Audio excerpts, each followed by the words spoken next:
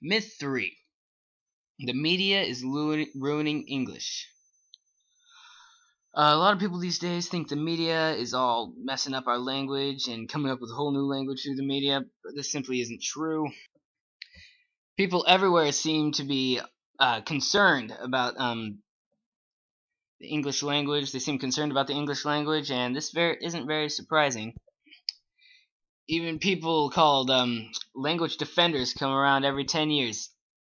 And these days, radio, television, newspapers have been blamed to be linguistic criminals, or they've been ruining the language and stuff. But these blames come from two misunderstandings, which cause complaints about the language and media.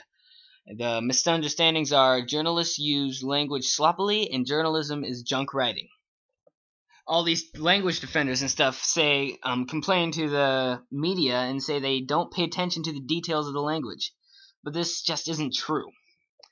The media will come up with new words, and they kind of add on to the English language, but it's not ruining the language. It's not coming up with a new language. It's simply extending the English language.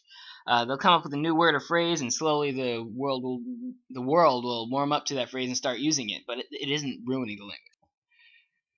The myth that journalism is junk writing is also not true, because journalists write the things in a quicker and more informative way, and this isn't wrong. George Orwell, an English novelist and journalist from the 40s, even had rules, and the journalists still use these rules today. So overall, the media is not ruining English, and this is the common myth, but it's not. So just because the journalists extend onto the writing, and they're not coming up with a new one or ruining the first language of English, and that's pretty much everything it's about. I'm sorry this video isn't as entertaining as my first one, but kind of ran out of time there, and I'll do better.